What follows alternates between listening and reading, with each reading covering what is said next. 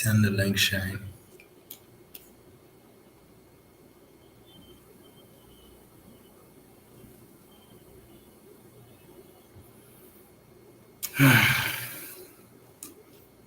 I look so dark skin.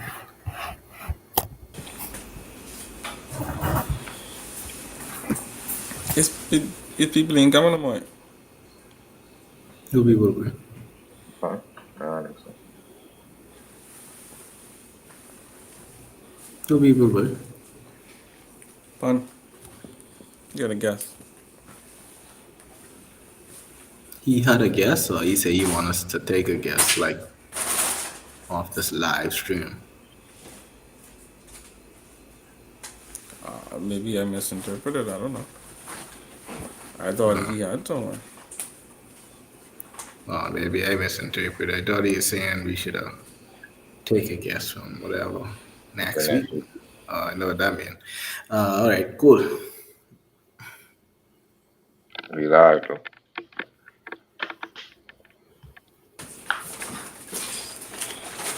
All right, yeah, we live. Fun, you gotta send the link. But yeah, welcome all.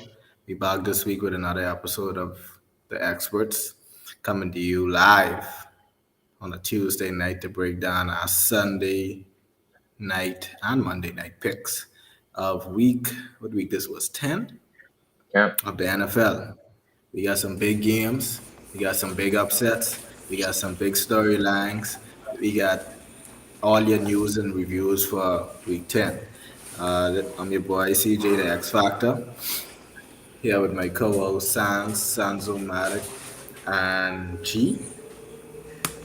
And we're here to bring to G. you our Sunday picks, our winners and losers, and also give you a little insight on the NBA, give you a little hot topic, hot takes for the week ahead. So, how do you Shines feel about y'all picks? Because now y'all go. I mean, it was another unpredictable week in NFL. I mean, at this point, that shouldn't be surprising on us. Another week of upsets, weird upsets at that. But Yeah. we At this can, point, we just gotta accept the fact that every week is gonna be some crazy upset. One or two crazy upsets is gonna throw off our record, right? right, and some Looking weird at the ones too, though. looking at Like these picks weird. now. Let's get into it. So wait, yeah. Who our first game is? First game was the Cowboys and the Falcons. I think everybody We, went with them boys on this one. yeah, we all picked the Um, Cowboys in this one. That was, I don't want to say predictable, but it was what we expected to happen. as we expected. Zeke got back on track, and then Dak got back on track.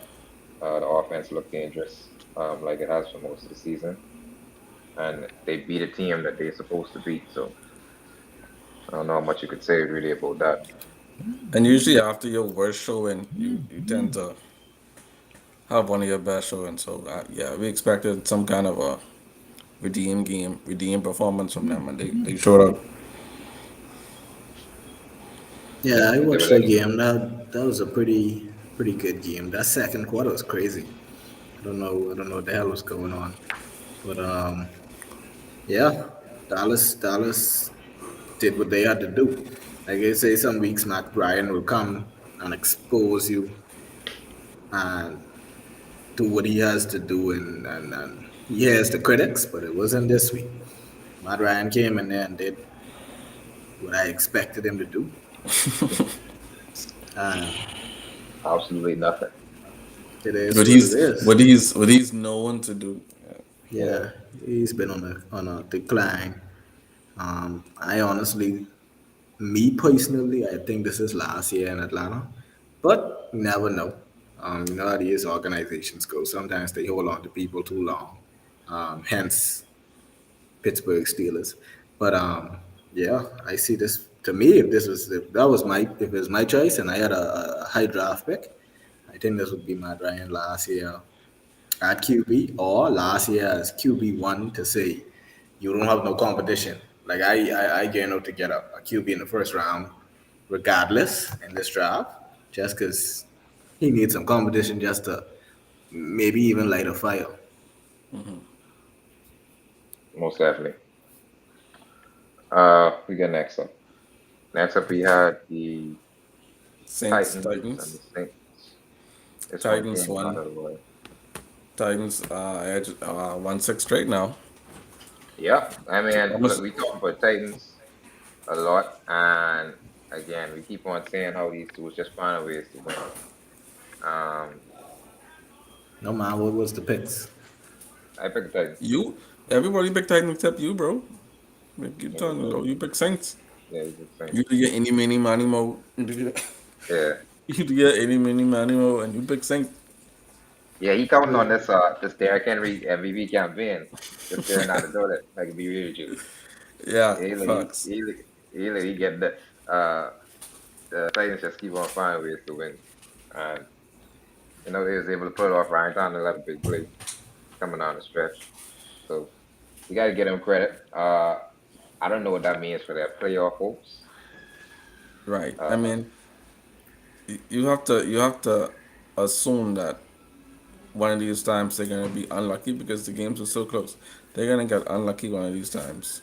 Julio on IR, Derek on IR, AJ always beat up. At some point, the luck is gonna run out, and I think yeah, reality is gonna set in. I don't think this is a championship team without Derek Henry. no, I'm interested in seeing all them get fully healthy though. I'm very interested to see if it all mesh well when they get fully healthy. They playing good, like you say, while they banged up and they just scraping out wins. But in the playoffs, it's a one game shaking you out, so they got to be perfect um, when they march up inside the postseason. Yeah, with that game, they just catching big teams slipping. To be honest with you, last week they beat the Rams. Obviously, the Rams having the shoes right now. I don't know what the hell going on with them. And then this week they scaled out against the Saints, which I said was going to be a close game, but I expected the Saints to win with a field goal. But next week they got the Texans. It's like that's another winnable game. So it isn't the fact that okay, Derrick Henry isn't there because these other running backs ain't really putting up no stats. But yeah, they just finding ways to win. They just finding ways to grind games out. And they just got to hold on honestly until Derrick Henry gets back because they haven't even had their bye yet. So after they come off their bye, they got the Jaguars, which is a winnable game, the Steelers, which is a winnable game, the Dolphins, which is a winnable game, and the Texans again, which is a winnable game. So it's like, but if they could just hold firm and Derrick Henry could get back by week 17, 18, they could be all well put together for the first round of the playoffs. Yeah, definitely.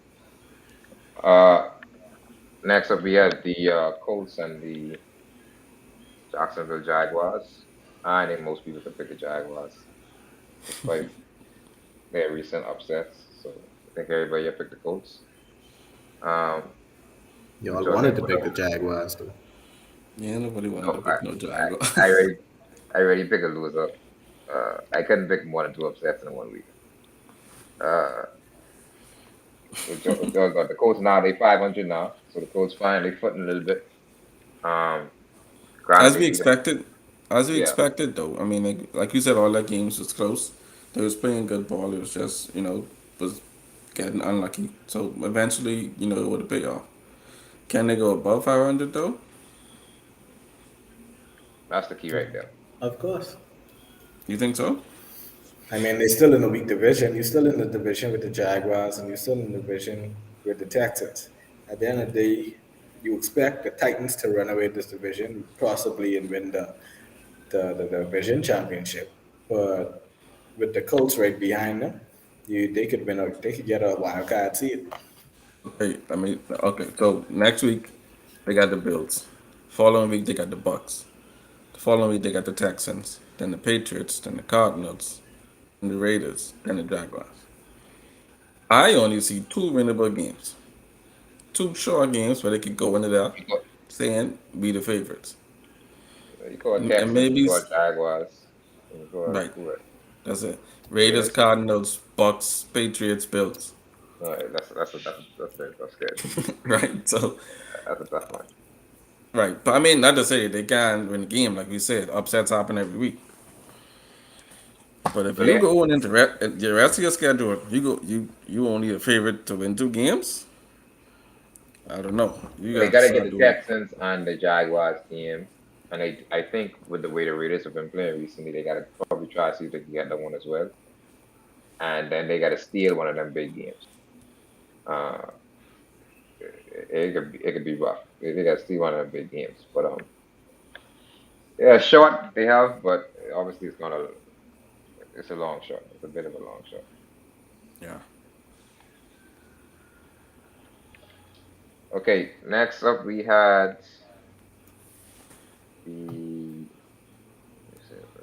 let me see, Patriots and the Browns.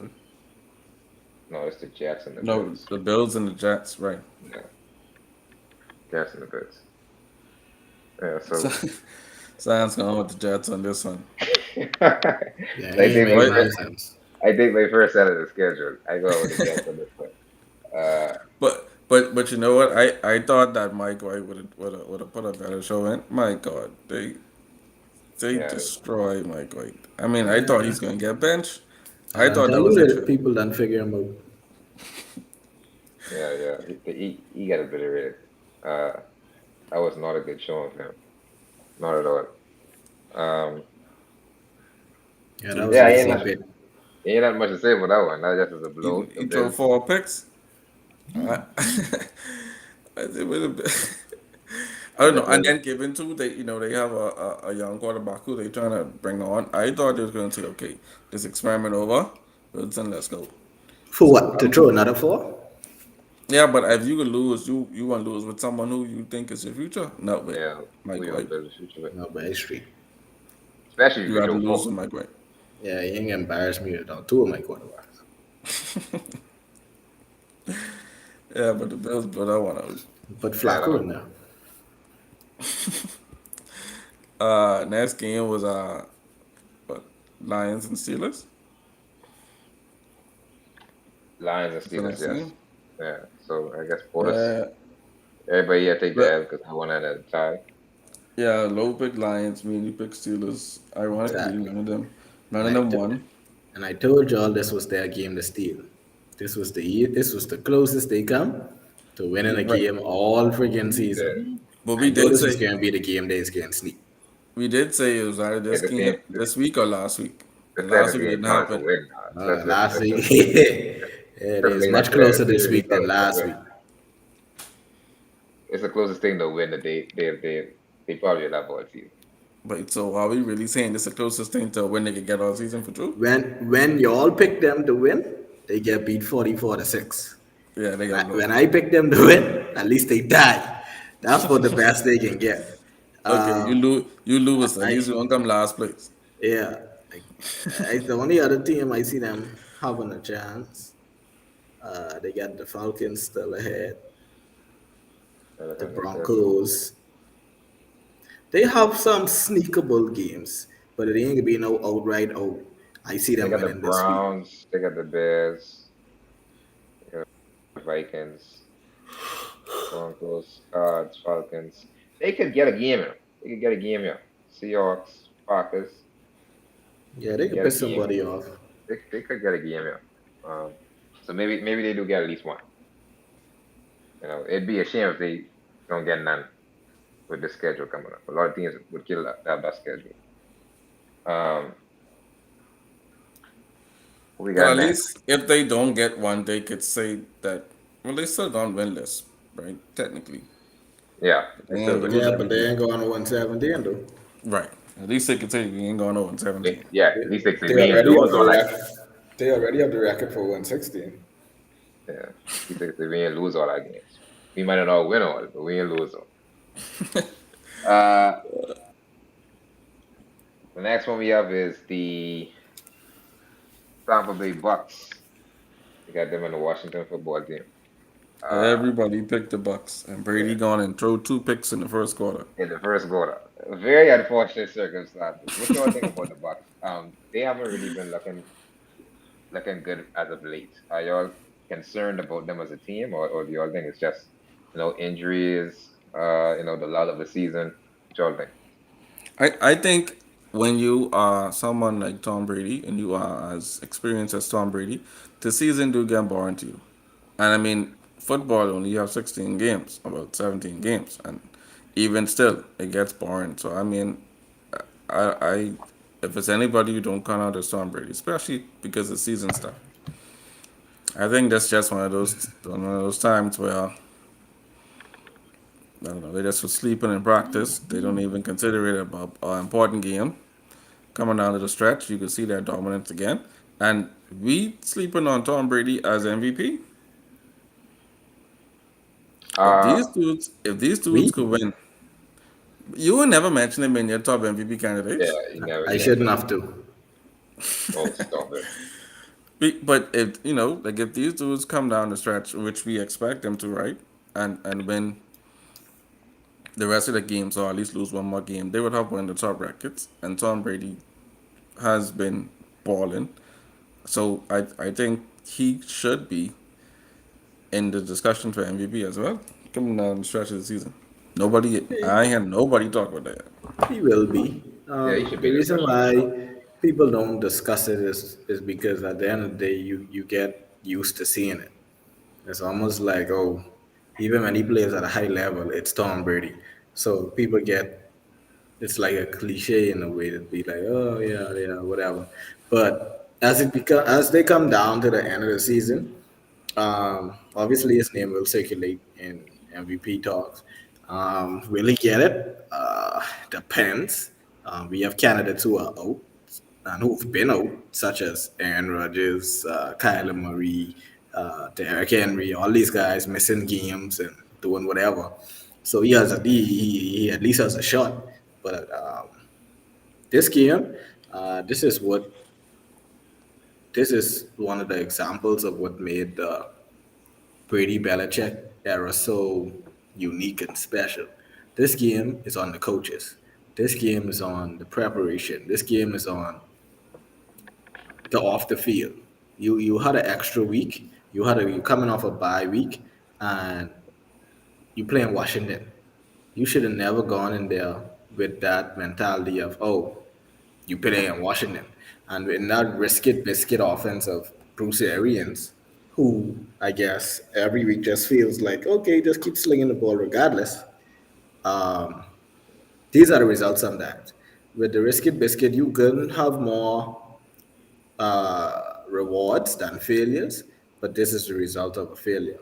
And you come out on a week where, number one, Washington had multiple injuries on the defensive line before the game, and then you come into the game and Chase Young gets injured, and then you still look at throwing all the ball. Like, bro, their defensive line is like trash.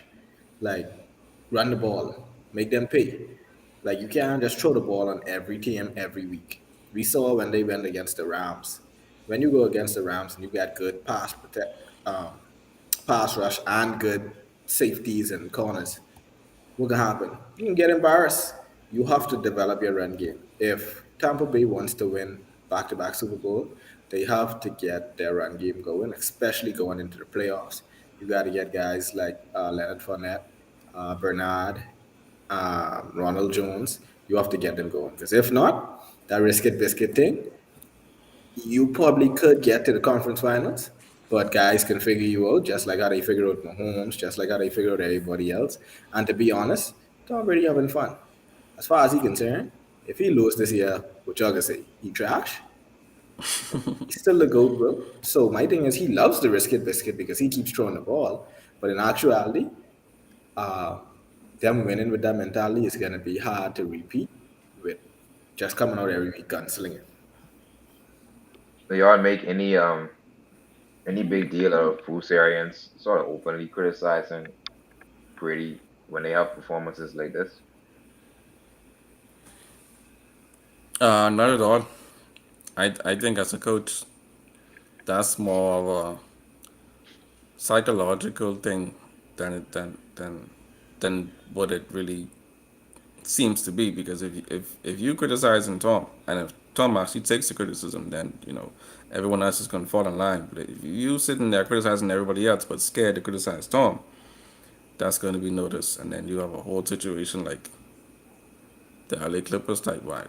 So I mean, I don't know how Tom takes criticism, but as Bruce Arians, I would have done the same thing.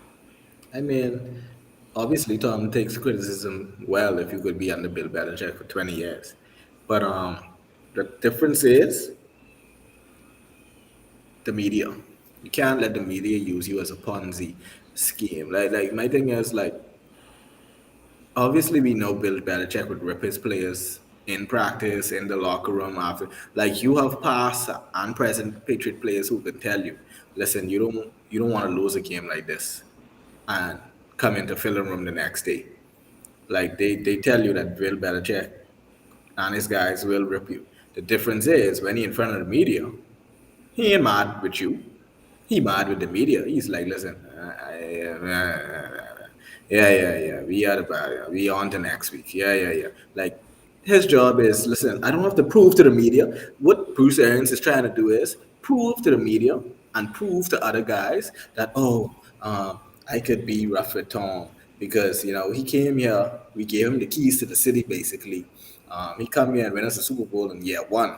Yeah, like I can hold him to the same standards as everybody else. Lies. You're never gonna hold Tom Brady to the same standards as No, nobody else on that team. you're So right. don't come out to the media trying to play the He's tough guy, bro. he's not gonna hold Tom to the same standards as everybody else, but he have to make it seem that way. He has to. You can't blatantly show your team that you're But you gonna don't have to hold do Tom that on I to a the mean, pedestal. media. Why do okay, you have to show it to the media? Who is them? Who are I these did guys? I did What, tone on it because Bruce Arians really been doing this from last year.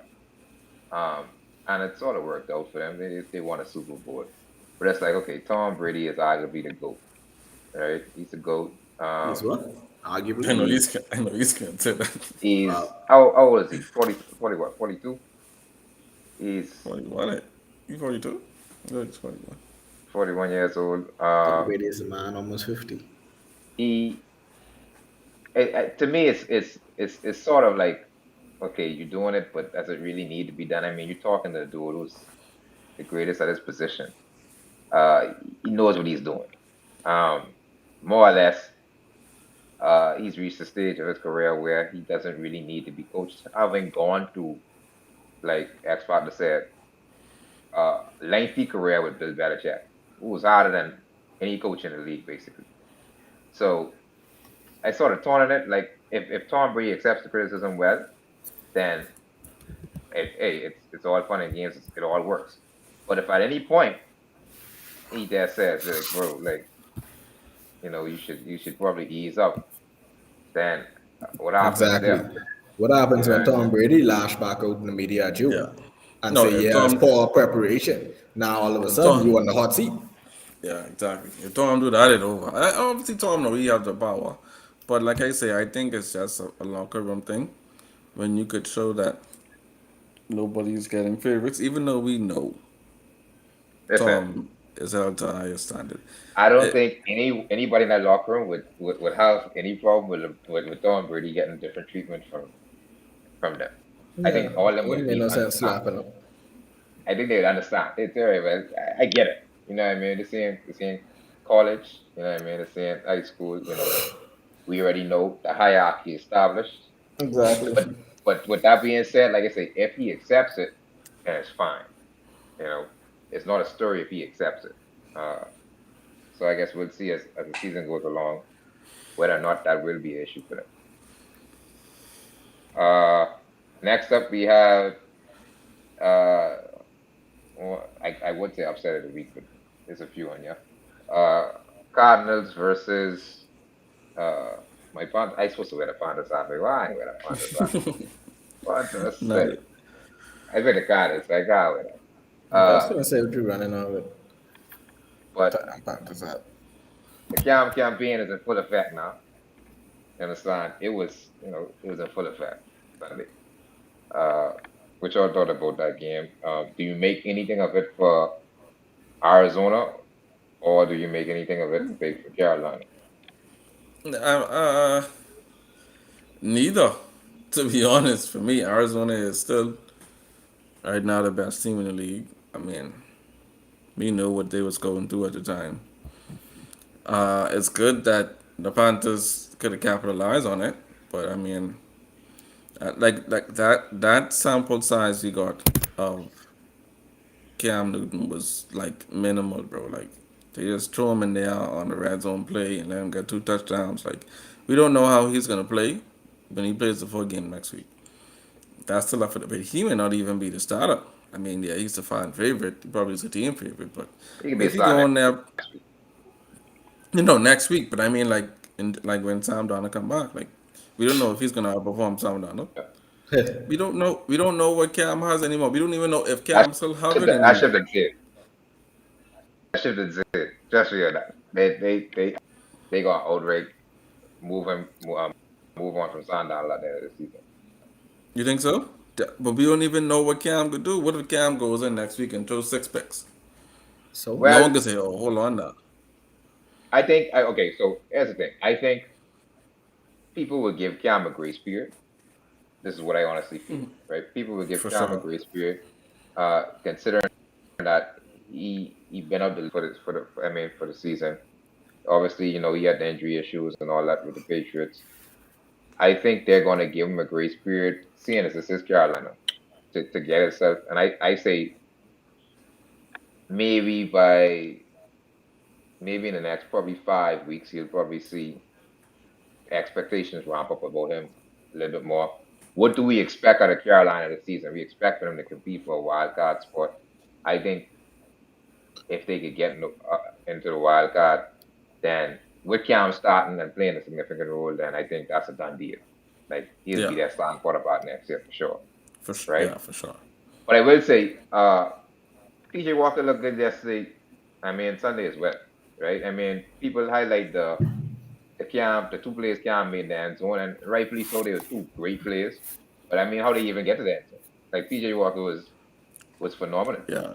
I mean, I right? know football is football and you want to score, but I just felt bad to Peter Walker that he didn't really get to showcase his skills the way the opportunity he should have gotten, he didn't get. And I mean, let's be real, is someone else gonna eventually pick him up if they don't ever get to see him play. I thought that was the perfect game for him to go and show his skills, and they just rob him of the opportunity and give Cam the ball in the red zone. It did. And we big didn't even man, know what remember he he could been do. playing. He had other games he played. You always get Yeah, but fascinated by one game. but Okay, yeah, he had a beating good game. He had stink beating games the too. beating the Cardinals, man, At this point, he would have like looked I good. say, Cam, I I want Cam to totally have a team. Cam didn't have the opportunity. That was PJ okay. time to at least show a Yeah, team. well, Listen, I can that's play. life. Where y'all live. And you're just voting the same people who don't have the opportunity. They come back and still take the shine back from whoever is coming up, right? Good. That's life. Um, at the end of the day, this game is not just a regular game. On both sides, this game was very meaningful. I don't know how you could sit here and still say the Cardinals is the best team in the league. Obviously not, because all the best teams in the league struggling right now. You got the Packers losing, you got the Cardinals losing, you got the Buccaneers losing, you got the Packers ain't Rams really losing. losing. Like, come on, you got teams at the tops who are losing. So I it's think like, I think the I think the Packers is probably the clear cut best team right now, in my oh, like opinion. that. Now that's what I'm saying. The Packers, really now. But okay, but what are we Yeah. talking about right now? The Cardinals are losing because they don't They have that Kyler The Murray. MVP. Cardinals are losing. Period. Doesn't matter why you lose it. That don't make no Here sense. we go I again. mean, It Here doesn't we come go matter on. why you again. lose it. You all like to give all this trash and Hey, all this Tom, garbage people Tom, talk on foolishness too, why man. this, why that, the why the next. No one the cares, Bucks bro. the Your Bucks record losing don't give you because no break. the Hey, Bucks people losing talk because garbage too, Tom son. throwing picks. The Yeah, Rams losing because Matthew Stafford because and the Funk. Um, who else it's you say Matthew losing? Stafford Wagner. We say Um, Packers losing, but Packers ain't really losing. Packers lost one They game because Aaron lost Rodgers that was one out. game and Aaron Rodgers was out. So like, what are you talking about? It's Yeah, different levels to losing. Cardinals losing because it's they didn't play different Kyler levels Murray to as, losing. It's as the different young. levels to losing. Yes, you have to. You can't Wow. analyze everything with the same stick. Listen, You really I counting the Packers losing? And listen, we I said mean, last isn't week it too. isn't it count on the record? Listen, we said last week too that the Cardinals obviously ain't gonna go through, ain't gonna breeze through the season and have no perfect year or nothing like that. We said that last week as well, right? So we said that they're gonna have some throwaway games on the schedule. This just happened to be one of those throwaway games. Um, and obviously it's a throwaway game you could afford because your best players ain't playing. So it really ain't a big deal from the Cardinals side, in my opinion. From the Panthers side, it's a feel good win to get them back on track. Uh, like G said, they sort of robbed PJ Walker that opportunity maybe. But who knows if he'd have made the plays in the end zone that can't make. You know what I mean? Who knows if he'd have do that? So you got to give Cam his credit, and he will be given every opportunity to win this starting job. Um, and I hope he seizes the opportunity. Do you all feel as if any team missed out on signing? No. I don't feel that way. I feel, firstly, I feel like this team actually signed Cam. Well, let me just say this. I don't think it was 100% performance wise. It was 100% because they wanted to win. I feel like a good percentage of that was them trying to sell tickets. Cam coming back home, Donald doing garbage. We need a quarterback anyway. I feel like a good percentage was just them trying to sell tickets. And then, if Cam played good, then Cam played good. I don't think it was like, but we trying to win the Super Bowl, Cam was our best option. I don't feel that's why he got signed. I mean, obviously at this point they know they ain't winning the Super Bowl. That's number one. Number two, it's almost like okay, you look at it, and it's almost like you had to. Cam is the best player or the best quarterback ever to play for the Carolina Panthers, and then you go in the field and you need a quarterback, and he is available. I don't care if even if he is not the Cam Newton of old. Like really, like you can overlook Cam Newton and pick what. Now, if there's better quarterbacks out there, you get better quarterback. But if Cam Newton is the best available quarterback Yeah. at the time that you need a quarterback, and he's the best quarterback to ever play for your franchise, it's like, okay, you can't overlook him like how other teams could because their excuse would be is, oh, we going in a different direction. If the Carolina Panthers to come out and say we ain't signing Cam, we can sign Joe Flacco, or we can sign some other guy who ain't never do nothing for us, boy, that would The have been fan, the fan base was, so it's the almost fan like base would destroy them. yeah, so it's like yeah, in a way you kind of sort of had to, and in a way it's a good reunion. I'm glad for Cam. It's not going to be a Super Bowl, sad to say, but it's an opportunity for him at least to make some noise. The only thing is, my lord, please stay healthy because it don't make no sense you coming out here screaming and carrying on, and then you come out here and still get injured and miss 2, 3 I'm games. Like, bro, back. come on, man. You done miss 7. You done miss 8, 9 games. You can't come here talking about shoulder. Come on, man. You nobody into that. But yeah, like I say, on the Arizona side, um, and I keep telling y'all this, y'all can't judge football like how y'all judge basketball. It's no, no such thing as so in football. There's no good win, good loss, bad loss. At the end of the day, one shaking you out. You could go in and once you get in the playoffs, like how you could judge basketball teams a little bit better because you'd be like, okay, Golden State beating everybody by 40. Like you could have a football team who could beat everybody by 40 all season and go into the playoffs, hence the Kansas City Chiefs, and go into the playoffs and have one bad game, and that's smoke. That's a wrap. So when I look at teams like, especially freaking Green Bay, I don't put no faith in Aaron Rodgers. I don't watch Aaron Rodgers them go 15-1 in the season and get beaten the first round. Like I've done seen it. So it's like I say to me, all the teams at the top are very evenly matched until I don't judge them until like the final 4 weeks of the season. That's when they really gear up to go into the playoffs. Because right now, the way I see it between the Cardinals, like you say, even though they are injured, I don't say, oh, they losing because Kyler Murray or the Titans. Well, obviously the Titans ain't losing. So what that mean? If the Titans was But one of the best teams with Derrick Henry, now Derrick Henry out and the Titans still winning. Why aren't the Titans considered one of the best teams in the NFL? but listen, I wouldn't say they losing without Kyler Murray. They losing because they don't have Kyler Murray. I would. you can't really take anything away from that game because they're not a full team. That's what I would say. You can't take anything away to say, okay, we judge this team based on this because they're not playing their full team. Now, if So that's the would you roster they take don't play, things away if they won? what could you take away if they won? Colt McCoy is not going to be the starter in the playoffs. Not presumably. You can't really So take how, anything away if they won either. exactly. So that's why I say it doesn't matter. Because let's look at the Titans. Like, what could we take away when they win? Um, um, Julio Jones on IR, Derrick Henry on IR. But So at the end that's of the day, exactly if you get them back, you could say that's a plus, but not all the time it's a plus. Julio no, Jones but could come in there and stink up the field, and it actually hurts you.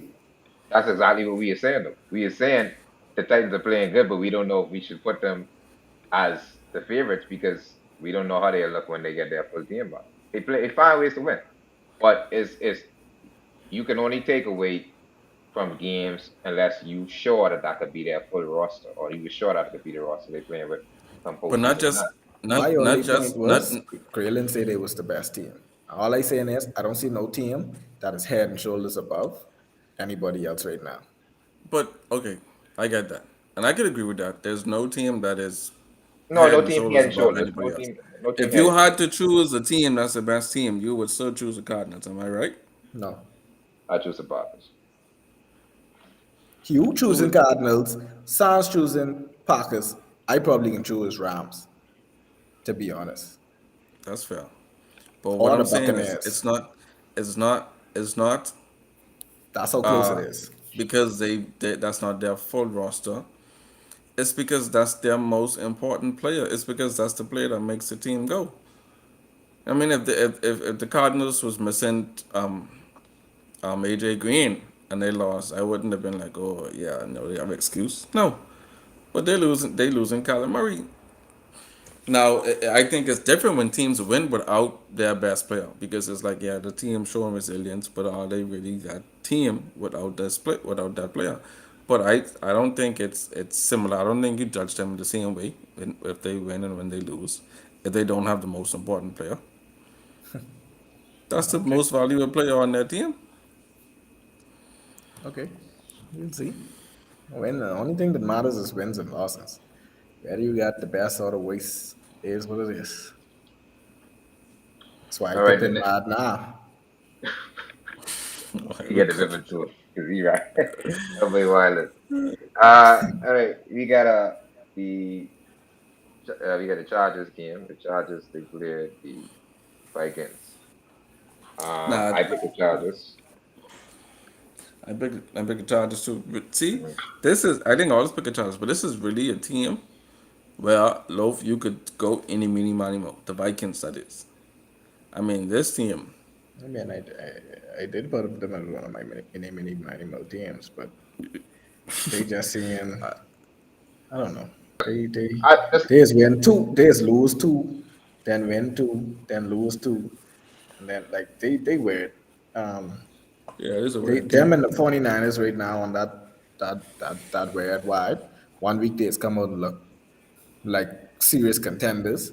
And then when you say, okay, the 49ers looking good or the Minnesota Vikings looking good, then they come out the next week and probably play the Lions or the Bears and struggle. Even if they win, it's a horrible, close, nasty looking game. You'd be like, ugh, like really? You struggling with the Bears? the Vikings is one of them teams. Uh, it's a saying we say you hang around a pretty girl long enough, she can let you take out. That's the Vikings. They stay in close games long enough. Eventually, you Just can win one. sneak out a win. Yeah. You can sneak out a win. Like they had looking at it now, and it's eighth the eighth game settled by 7 points or less. They played 9 games. It's the eighth game settled by a touchdown, A touchdown on us. Wow. touchdown less. Um, and they just love to play in close games, and eventually you play enough close games, you can find a way to squeak out one or two, and that's what they did. I think it's a good trait in some ways, obviously, because you have a lot of experience playing down the stretch in close games. But sometimes you want to make it a little bit easier on yourself and try to get some separation. But they did just enough to win, so you gotta give them credit for that. What does that leave the Chargers to? Your feel the Chargers have sort of cooled down after their hot start. Cool down a lot. Yeah, they, They won last week, right? And then lost this week. I don't know. I thought last week they was gonna catch themselves, but even that game was a field goal game, so I don't know why I thought that. Um, still 5-4, but that's starting to slip away from them a little bit. So we'll see. Yeah, It's exciting. they still a team you don't want to see coming down the stretch. Because like it's almost they starting to become that type of team too that you're not sure what you're gonna get that week from them. And when you're trying to get playoff seeding and stuff, and a lot of people are looking at their future schedules and all these things, and you're trying to say, oh well, okay, we're going against a Chargers team coming off a bad loss. Then you go right there next week and get blown. Like it's these are the type of teams you don't want to just get on your schedule on the second half of the season because it's hard to prepare for them. It's hard to get ready for them. It's hard to say, okay, we got this game because they're so inconsistent. But being those teams themselves are not going to be good teams or not ready to take that next step to be consistently good teams. yeah, they got the Steelers next. Steelers, Broncos, Bengals. That schedule ain't really that welcoming. To be honest, they got Chiefs, they got Bengals, they got Raiders. All these teams, given their performance, all these teams could possibly beat them. Maybe not Giants, not Texans. So Yeah, yeah, I don't. Their future is very bleak to me. I don't foresee them gaining momentum anymore.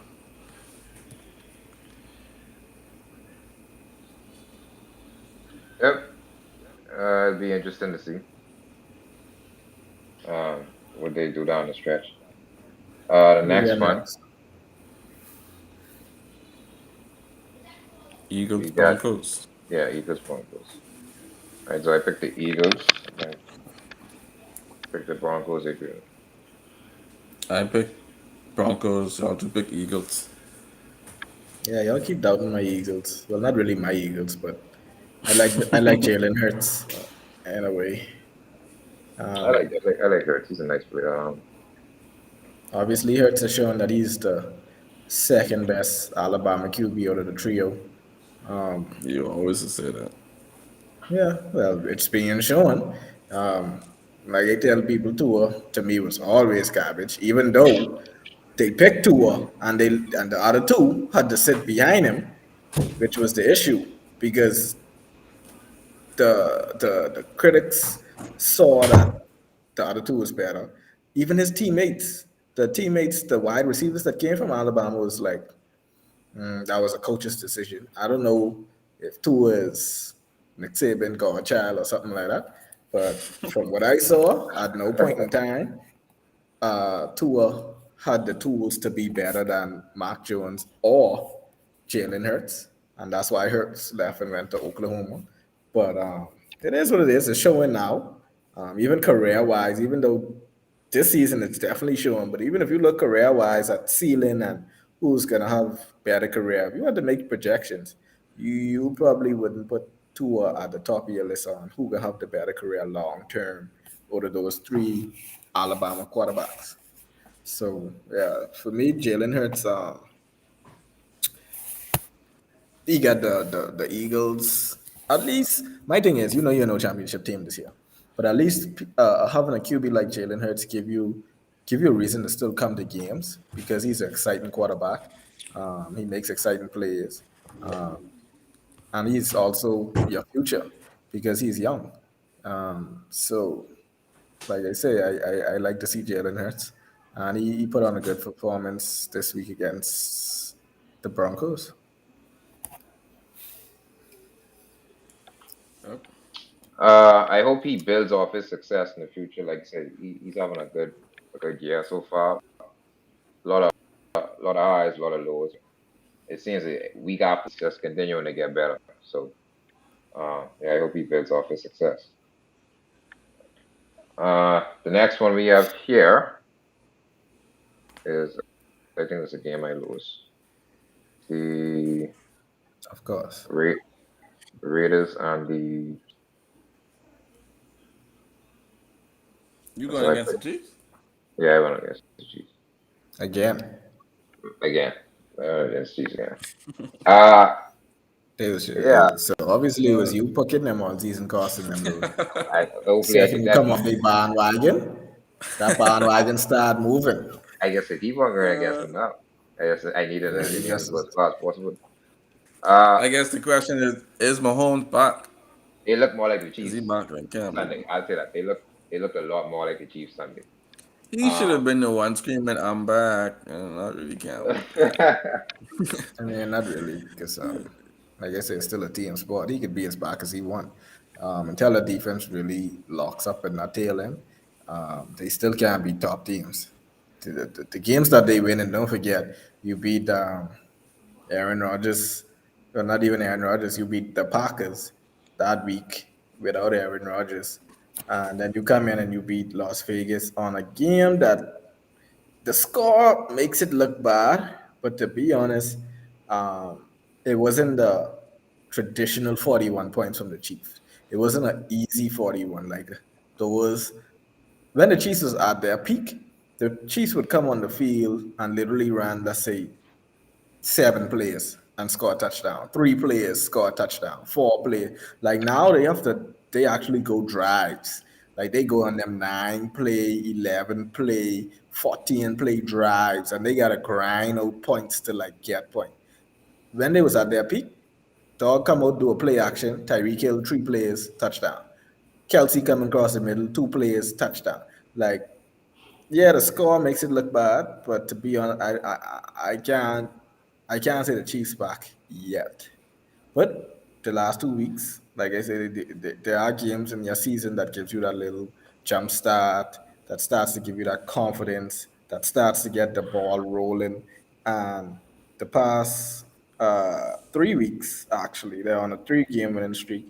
It, it, it, it's giving them some confidence. This week will be a big test for them. They go up against the Dallas Cowboys before they go into their bye.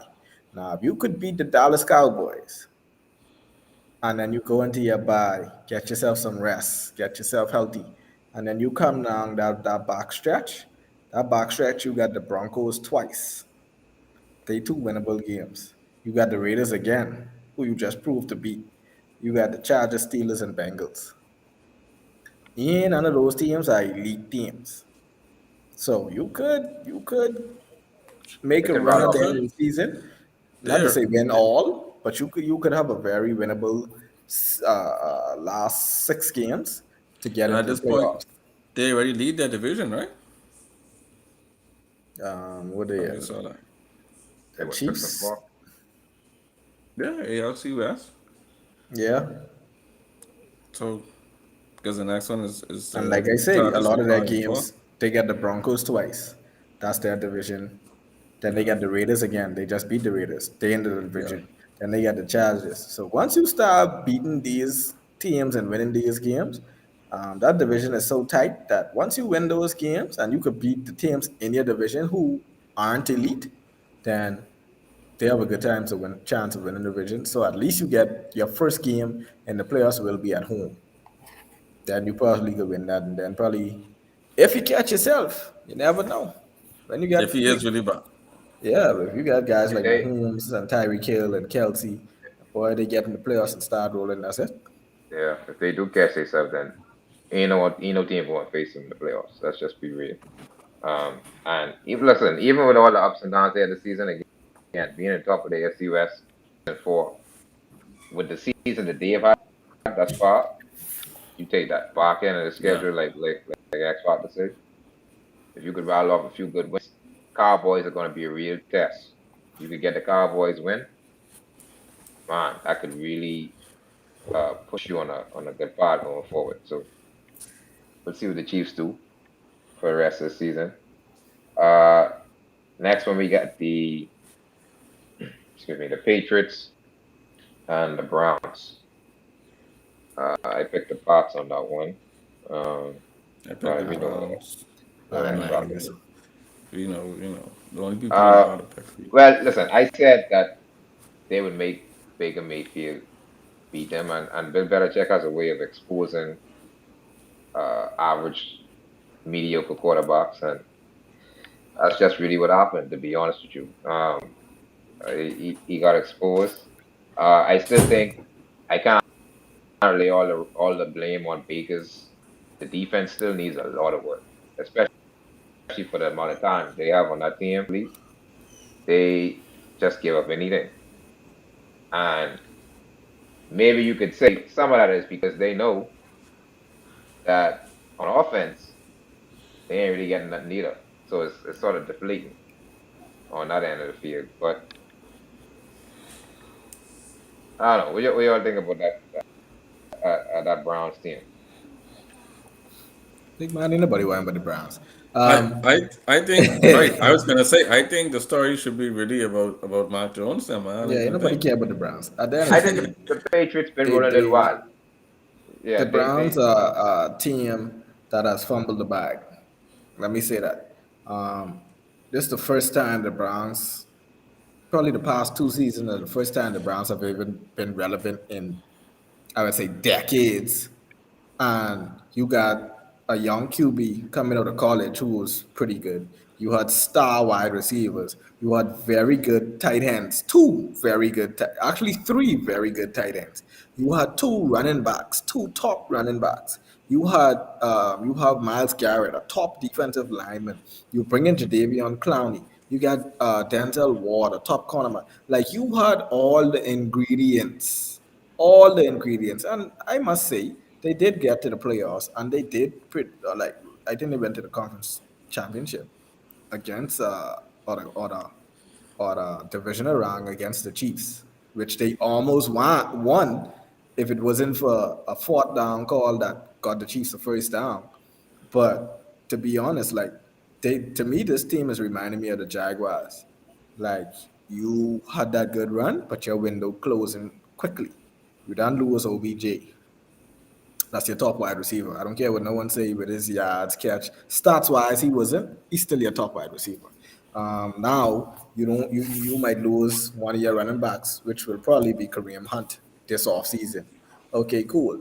Then you will lose one of your tight end. Like now you can start to go in that selling mode, that rebuilding mode, that like you know, I feel like they waste their prime years, their window, by not getting to the Super Bowl or at least winning the conference. Uh, but like I said, no one cares about the Browns anymore. They on the bottom side of the hill. People teams that have been in the valley for one season and now that back on the incline is the Patriots. Um, people me being a Patriots fan, people was always saying, "Oh, wait till Tom Brady leave. Y'all gonna be in the gutters for years." Okay, it been one season, and we was one game away from the playoffs. Now we back. We already get a quarterback, not to say replace what Tom Brady was giving us, but a quarterback who could get us to the playoffs minimum. He could get us to the playoffs and make some noise in the playoffs. We have a good elite defense. Um, we still don't have no top wide receiver, but we got guys who are there making plays. And to be honest, like this Patriots team is starting to get scary now. Bill Belichick is coaching them very well. Mark Jones is starting to gain some major confidence. Like I don't know if y'all watching these games, but dog Ian just game managing, bro. These Yeah. throws that he making is yeah. fitting ball in in some pockets, bro. Last He game putting this ball in some pockets. he was really showing out. I must say he's really showing out. He's squeezing the ball to, like you say, tight pockets, converting on third downs with confidence. So Exactly. he's really offense, really growing, and I like how starting to let him free a little bit, let him loosen them in the reins. Nah, it's not like you said, not game managing too much. It's more making plays, and his teammates trust him. His teammates trust him a lot, and you could see it in the way he plays. And from what I see, don't forget we haven't had a bye week yet. We have 7 games left. We have already won six. I think the Patriots could win 10 games this season. Out of the next 7 games, we only have to win four.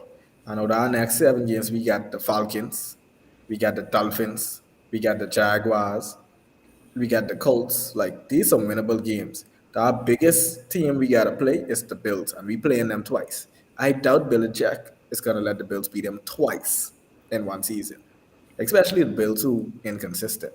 Right, like I say, And the plus a Bills bye, is and plus a bye week in between. I see the Patriots actually going winning 10 games this year, at least 10 games. I see the Patriots winning 10 games this season, and boy, Mark Jones could be rookie of the year. He was always my pick for rookie of the year, but before you can play a game, he used to pick for rookie of the year. exactly because I've watched this guy I watched him in college, and like I said, I always thought he was better than Tua. I thought he was actually a very very good QB in college. So, and coming into the system, I feel like systems does play a big part in career. Like people don't like to say it. People believe that once you're great, you could come into the league and be great anywhere. No, no, no, no. Very few players could do that. Very few at any position, especially quarterback. It has to be a system. It has to be a fit. You have to come into an organization where it makes sense. You can't just think that well, this guy like Trevor Lawrence, okay, he come into the Jaguars. What position they in now? He didn't make much of a difference. At the end, that Trevor Lawrence is garbage, but if you're surrounded by garbage, you can stink too. by extension. So it is what Keep it making it is. happen. I guess like they still 2-7. They might still have a top pick this year, Yeah, they can need that. They got a lot of work down there to do in Jacksonville. and these But guys yes, even might get away with whatever. So I don't see that being a better situation at no point in time. Dog out there getting anyway. that's a story. That's a story for another day. But yeah, shout out about Jones. He do anything. I shout out the Patriots. They like you say. I think Belichick has really proven himself. Not that he had to, but again, the greats they don't really be content. They continue to push forward and find ways to be great, and that's what Belichick doing again this year. So Yep. gotta get the Patriots credit. The next one we had the Packers Seahawks. I picked the Packers. I didn't expect it to be a shutout completely though. But Yeah, we all we picked all on it. pick Packers. Yeah, we all pick Packers in there. Yeah, I Yeah, checked the Seahawks just numbers on ain't this. good this night. Yeah, this is the first shutout the Seahawks have had since 2011, before Russell Wilson was drafted to the Yeah, but Yeah, Seahawks. we knew Wilson was gonna come in rusty though. but even with, when Definitely. when he was there, like this isn't the same Seahawks team of old. Like from what I saw, I watched their games. Like I don't see them being that Seahawks team. Definitely not on the defensive end. Yeah, no, Definitely No, not on the that's defensive end. the Legion. We And far go from the that's Legion of Boom days. Far go. exactly, and it starts there. And then on the offensive end, it's way too much weight on Russell's shoulder. Their running game is basically non-existent. And then you got Russell there running for his life, fending for his life, doing all these things, and it's like they don't need to hold up for so long. So I don't. They're not a good team this year, and like you said, I expected the Packers to win. But the Packers, they have a good chance of winning this year. But I think Aaron Rodgers needs to win this year. When I say win, I talk about Super Bowl. He needs to win a Super Bowl this year. Needs to, have to. If not, this offseason is gonna be disastrous for me. Like he's gonna turn into a villain of some sort Yeah. because if he doesn't win, I don't see him staying. They haven't re-signed Devontae Adams. So if Aaron Rodgers leave, you really think you will re-sign your top wide receiver? What are you staying for? To go through a rebuild? Crazy. Eh? It ain't cool. Um, you miss out on OBJ because he said you lowball him. You didn't want to give him no money. Um, What is there to stay for? So, as much as, like I said, I don't put no faith in the Packers. If it was a motivated year for Aaron Rodgers to win, I feel it's this one. And if he gets there, I'd be happy. If he don't, I'd be happier. I appreciate your honesty. Uh, I think I agree with that. From a PR standpoint, it looked really bad if Duo don't win this year. We always say every podcast we say the same thing. Winning solves everything. And you coming into the season, Aaron Rodgers looked like pretty much a diva. You know, pouting, demanding trades, etc., or not demanding trades, changing his mind, coming out getting blasted the first game. And then obviously we see the issue with the vaccinations a few weeks ago, him lying about being vaccinated. Um, from a PR standpoint, it's a pretty bad look for him. It's a pretty bad look in terms of how people view him, and I think it's easier to live with if you know this dude could carry you to the promised land. And they have a good chance this year, but like I said, I have them as the best team in the NFL currently. But we know that you still gotta win them games in the playoffs. This is a one game out situation, and he hasn't always been successful down there. Uh, when that time arrives, so it's a great chance as any for him, but he got to get it done this year. Time is ticking. Could possibly be back to back MVP though. Not that That's that still in the says balance. much. That probably don't add much to his career, but Yeah, I mean, we know how good Aaron Rodgers is. But you obviously, when you have a resume like his own, people want to see more in terms of the ultimate prize. yeah. When you got a resume like his. My problem with Aaron Rodgers, and even in other sports, his resume is very good, very competitive. My problem is people get caught up in the present and then try to put him as the GOAT conversation. No, he's not on the Tom Brady level. The one who I see Aaron Rodgers really comparing himself to and getting on that level with is Peyton Manning. If you really look at Aaron Rodgers' career and Peyton Manning's career, it's very similar. These guys eat up a regular season. These guys go minimum 12 wins every year, 13 and 3, 14 and 2, 15 and 1. And then they get to the playoffs and start pumping. Like I could see him getting on the level of Peyton Manning, and then what happened in the end? Oh, the franchise that you started with that you go. And then Aaron Rodgers probably, possibly could go on a team where, okay, you just missing an elite quarterback and then win one more and then ride off into the sunset.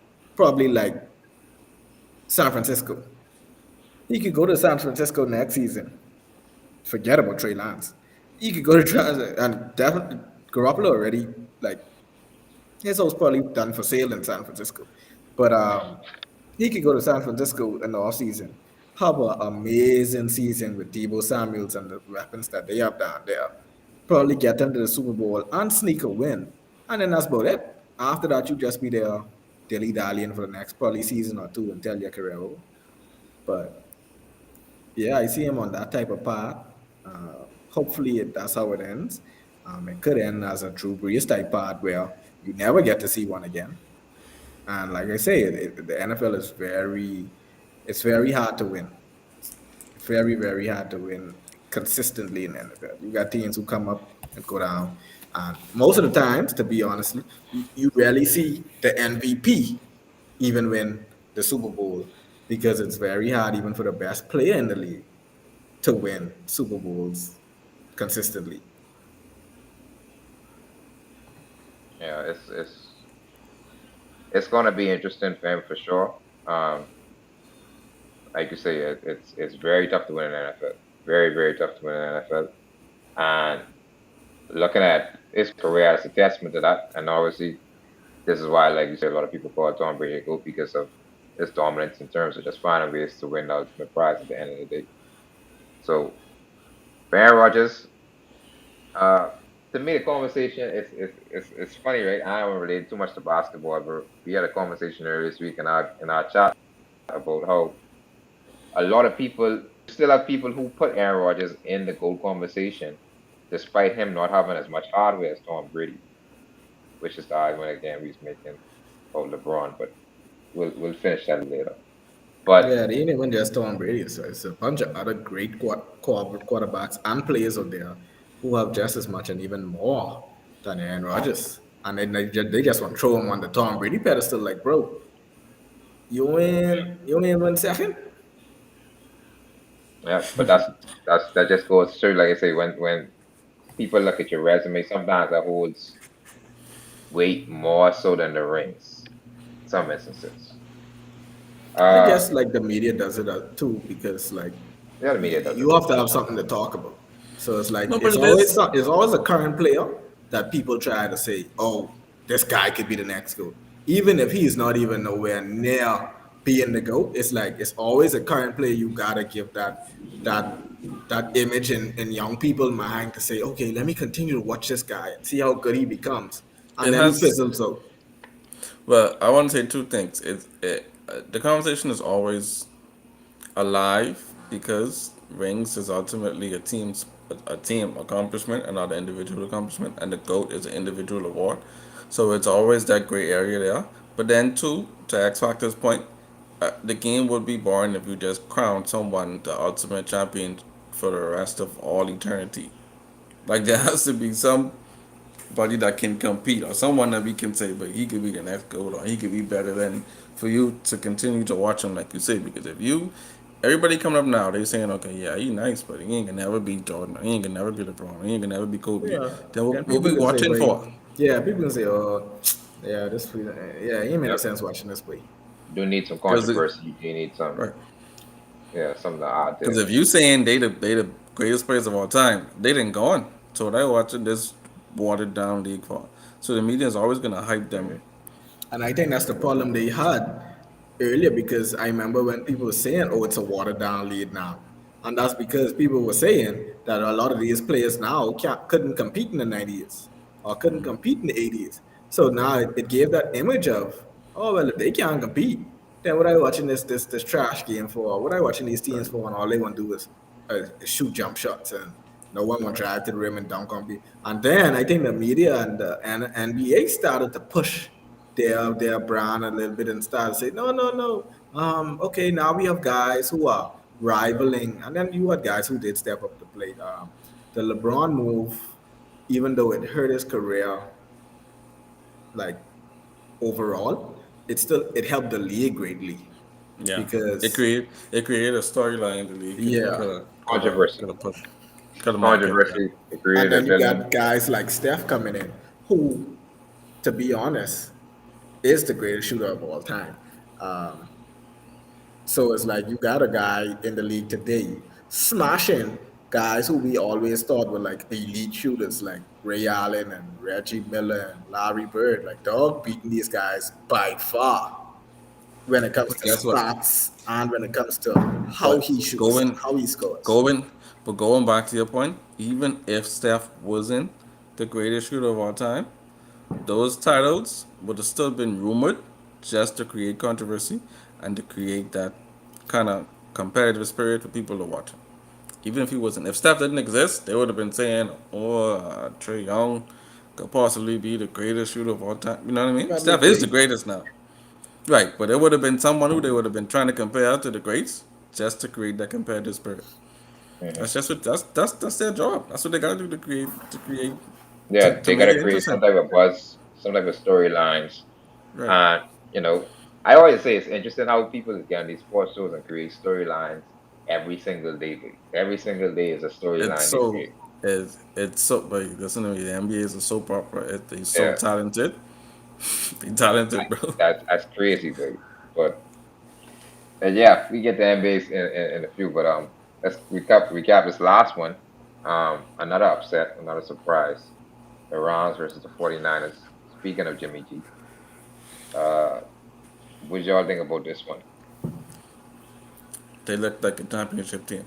This game. I don't know where it 49ers. came from.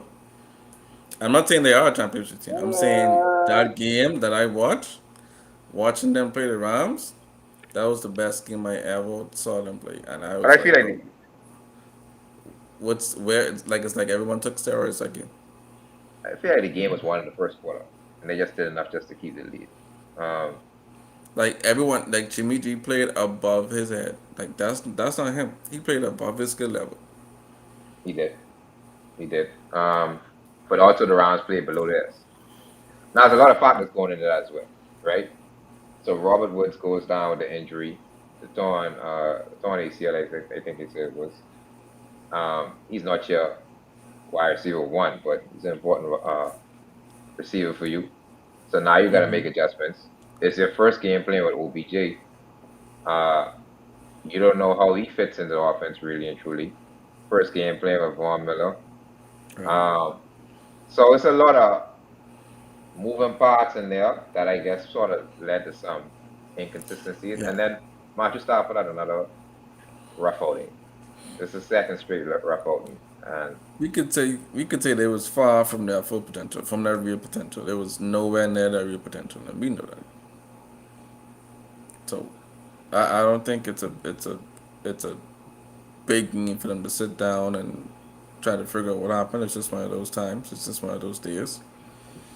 And I think you're gonna see a crazy bounce back game, a crazy redeem game next week. Yeah, I yeah, don't. It's not gonna be a fall off the cliff for the Rams.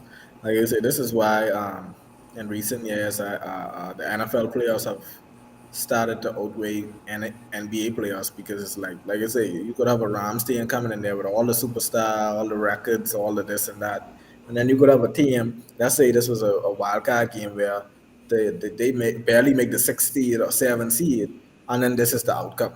This is why football is like no sleep. Like how NBA you could basically predict first round matchups. Yeah, No round matchup in the NFL you it's could sleep predictable. on. Like you Yeah. could say, oh, I don't care if this team goes 16 and 0, 17 and 0. That first week, you could be on the edge of your seat saying, "But mother freeze, oh, there's only one game." So if these guys come out slow or these guys come out joking, in what 60 minutes they could lose a game. Yeah, not So even but if the ball don't bounce your way, you could be the best team in the league. It's and just then there are yeah, different factors at different points. Also, too, like you could be a good team all season. Let's say like Dallas, and you in the NFC. You've been playing in dome all game, all season, winning these big games, looking good. And then you made the playoffs in your first game against the Packers. You going in Lambeau Field in friggin' 15-degree weather and it's snowing. You can't see nothing. That throws your whole season for a limbo now because you ain't used to this. So no matter how good a team you is, the Packers probably have the advantage. yeah. So it's like, damn, yep, like game one, you could get your head punch off, and it ain't even your fault. It's the weather. yep. Yep. It's such a sports is such a tricky thing. And then you talk about windows and stuff all the time. Like teams have championship windows that they have to capitalize on. And like you said, you could end up in an unfortunate matchup, get your head marching, and now you have a long off season thinking, but like, where do we go from here? Off of just that one thing. You know what I mean? So yeah, the Rams, they still have a long ways to go. I don't think it's much cause for concern, but obviously they got to make sure they integrate the new pieces in well, and they got to hope that this is not a recurring theme for Stafford, that he's going to continue to play at a high level before he starts the games. They actually have a bye week this week coming up, and then they'll take on the Packers in week 12, so that'll be a highly anticipated game. Um, so we'll see how that goes. Um, yeah, and that's basically it for the NFL. Uh, shifting gears to NBA. We about how many games in the season? Probably about 15 games into the season right now. Yeah, something like that. Um, yeah, 15 games. Usually you make solid assessments at 20 games, but about 15 games in the NBA season. The Warriors just marched the Nets head, uh, just marched their head right down tonight. Um, they look like the clear-cut best team in the NBA, in my opinion.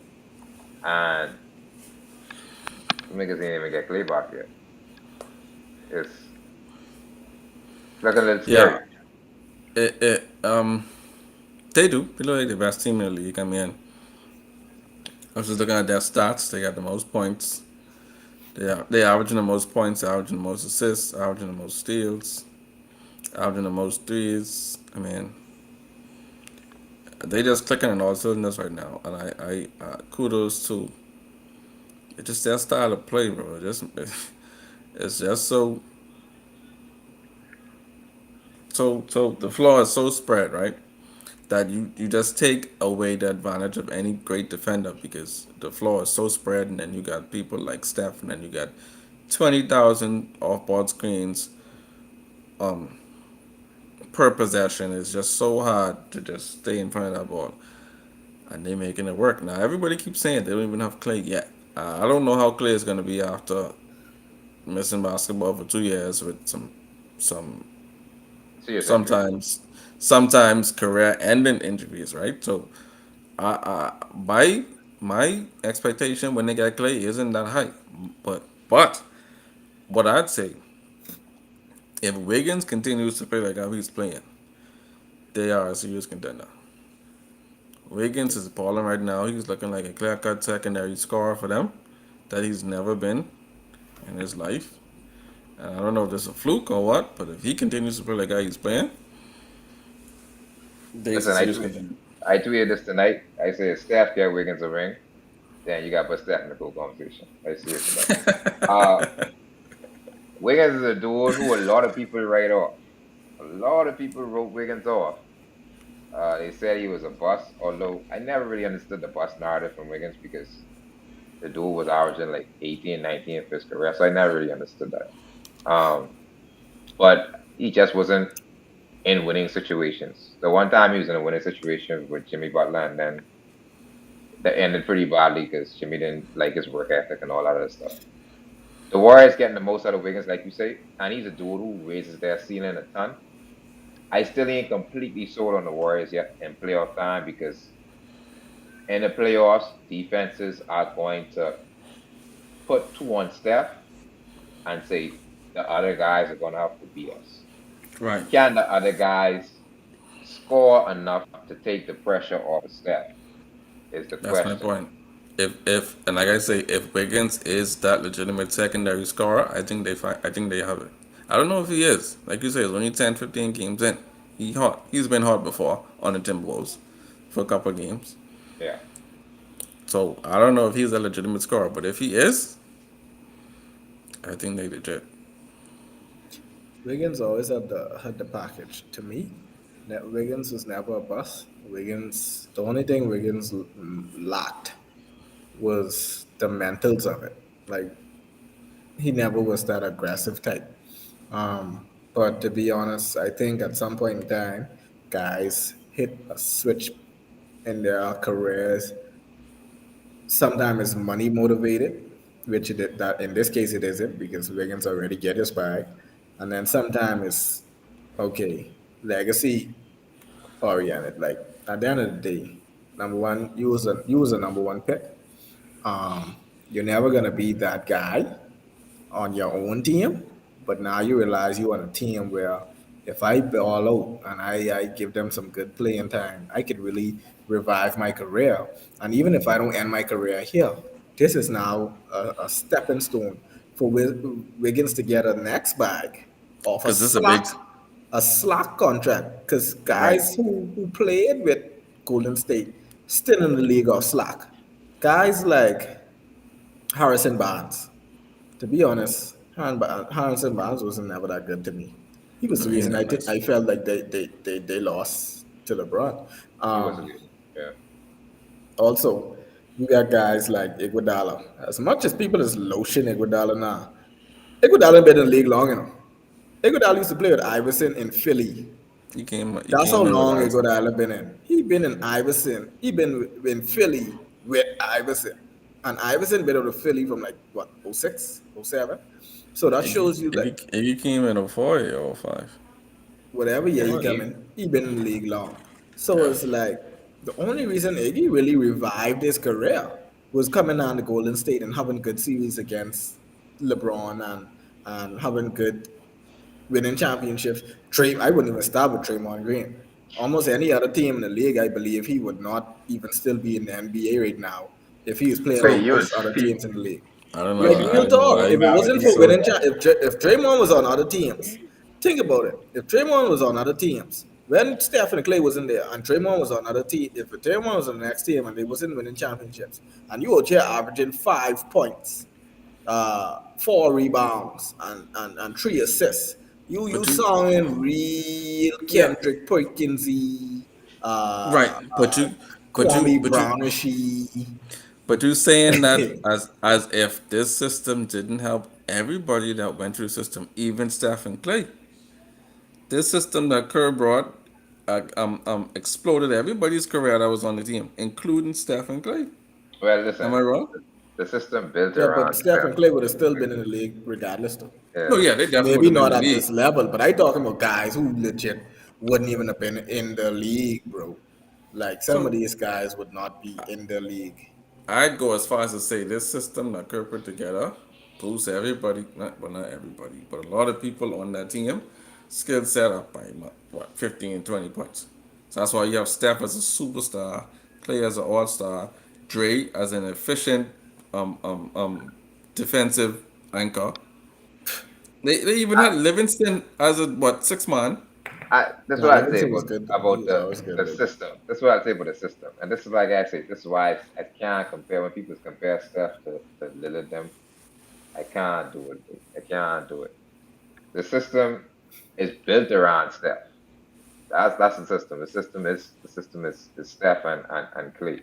The system is let's find a way. We have the greatest shooter on earth. We have the greatest shooter that ever existed. We have maybe the second, third, fourth greatest shooter that ever existed as well in Clay. Let's find a way to just get them as much open shots as possible, right? And Steph was just a natural at moving out the ball. You go back and look at his Davidson highlights. He was playing the two guard in Davidson. He wasn't a point guard. He was playing the two guard. He was used to running off screens, running off pin downs, and catching and shooting. It's hard to get another point guard to buy into that system like what Steph did. So it's like, could this work No. with any other point guard?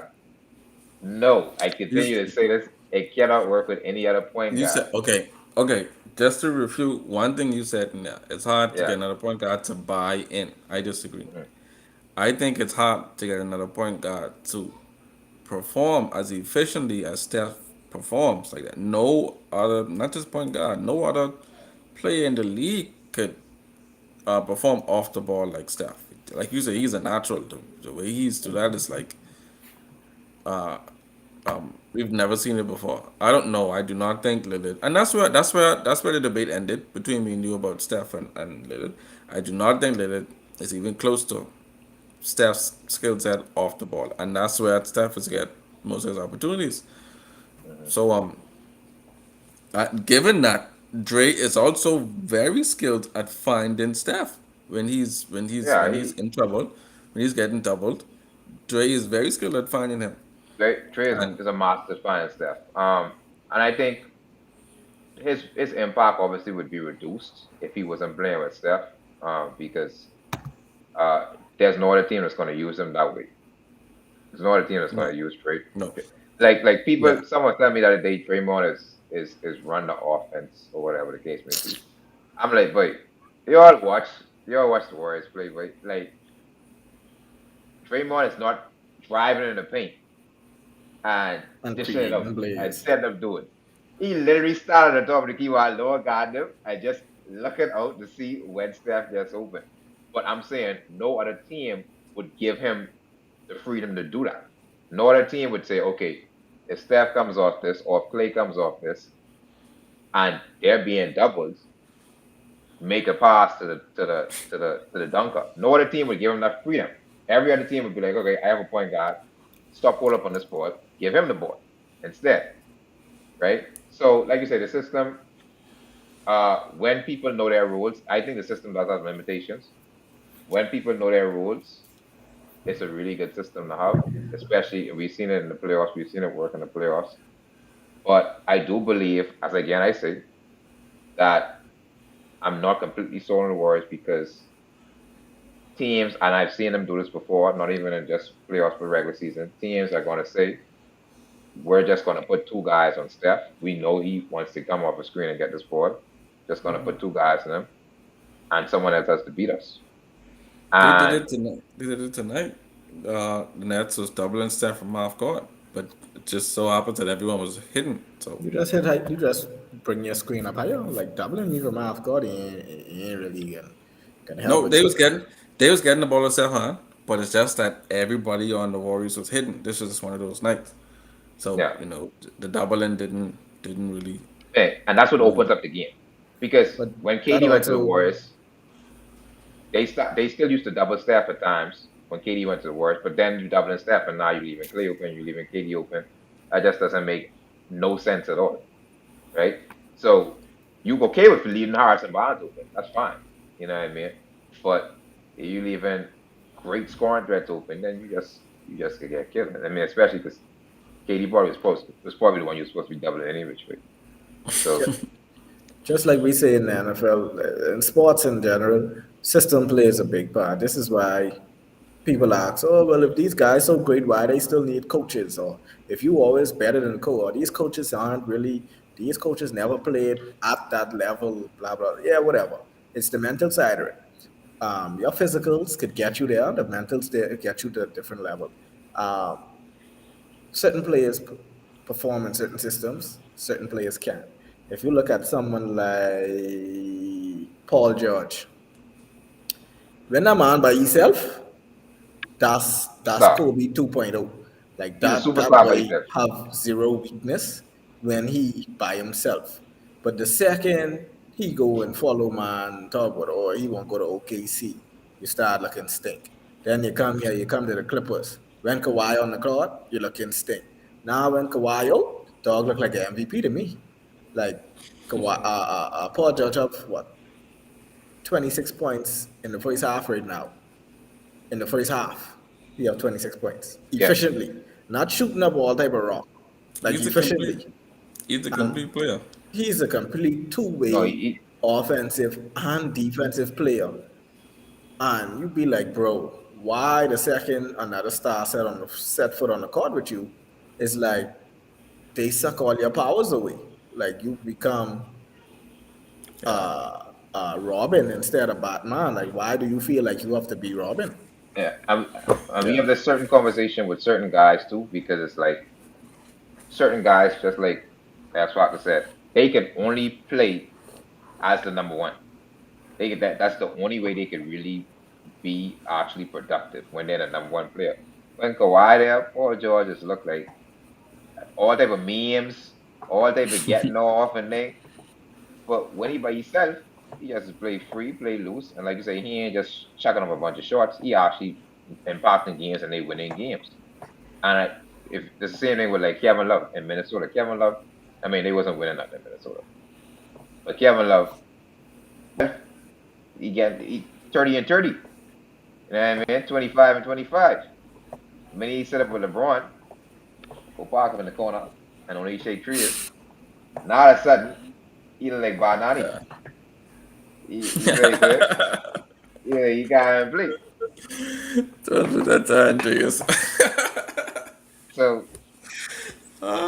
it's amazing that the psychology that goes into being a first, second, or third option. But in the end, I think we could all agree that even though you can play better as a first option, that doesn't mean that gives their team the best chance of winning a championship. And that's what the team have to be looking for at the end of the day as well. But I think that you could put that on the coach though, because in some aspect it doesn't even have to be a first or second option. I don't feel like there's a hierarchy with the Suns. I don't think Chris Paul or Devin Booker feels as though one of them is the first option and one of them is the second option. And they efficient and they clicking. I think Chris Paul I can play with don't anybody though. I definitely don't agree with that. I also I of course Devin Booker feels like he's the first option. And I think that Chris Paul realized that Devin Booker is the first option. The reason why Chris Paul could blend in with so much people is because I don't think no team that Chris Paul had to been first option. Um, and when he was, which was probably what Clippers, we saw what happened there. Like that could fall up. That's a lawn chair in the playoffs. Like Chris Paul is a regular season. That's not true. Chris Paul got injured more than he phoned up. Yeah, Well, well, I guess sorry. yeah. I forget he was counted as Yeah, you have some stuff. yeah. Yeah. Yeah, when your career over, I you forget you nobody guys. can say, "Oh, he didn't make it because he was injured." No, they can say, "You never made it. You never won. You never did it." Like the only person I really see people is taken for because of injury is Tracy McGrady, That's who and I that's think. because Oh, he really had the Hey, hard major. Not no hamstring. Chris Paul is wait till to the wait. friggin' playoffs and come with, "Oh, my toe hurting. Oh, my hamstring." One day we can have a real Oh, conversation about T Marcus. Because people that scared that nigga the most blind, I don't understand that nigga. no, T but T Marcus Mac in this really era. was a force No, before he injuries though. T Marcus was one of my favorite players. I grew up Even with when him. he come back, he was a super force, He bro. was Like a great player, but T. boy, compared to what people is get slandered for in this era, my gosh, T But he Mac had and he had major injury after major injury after major injury. These guys out with hamstring and sore ankle and nigga want you to play the tightness. These fellas hamstring. are some muscle tightness and stuff and missing playoff game. Look at your muscle tightness. Man, everything cool, but you ain't got no bend gear or nothing. Ain't nobody But in there. no, but every team doesn't have to have hierarchy. Chris Paul knows that Devin Booker is the workhorse, but to say Devin Booker is the number one, I disagree. Because whenever Chris Paul feel like he should shoot, or whenever Chris Paul feel like he should take over, he takes over. Chris Paul know So Devin Booker want to shoot the ball the ball. That's what he know. right, but see, Chris Paul He don't. know. Chris Paul is go last game. Chris Paul was 1 for 7 going into the fourth quarter. He don't want to shoot. Like he legit is just don't care about shooting. But I don't mean he's not the number one.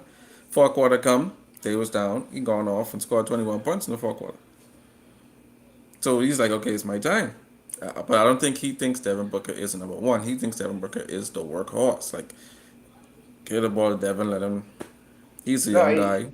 Let me take my time. yeah, Chris Paul can play with So I anybody. don't. Right. So I don't think it has to be a hierarchy. I mean, I think a coach can find a way to just move the ball to a point where it doesn't feel that way. No, but I don't. Like with being a certain number people, one, no I means you disagree have with to you there. dominate the ball. You know. Certain people that But have to be hierarchy because uh, you ain't to get the best out of them if they don't have the ball in their hands a certain amount of time. I agree. I agree. But people like Paul George, you know what Paul George thought when him and Kawhi teamed up? Okay, Kawhi is a scorer. He's a better scorer than me. So I should take the role as facilitator. That's what he thought in his head. So he started coming trying to make all the passes, make That's all his the fault. That is his fault. I agree.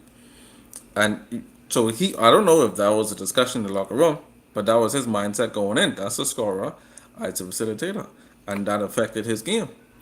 But now he know that he's the scorer, and look what he doing. So I don't get why he can't think that I'm the scorer with Kawhi on the court.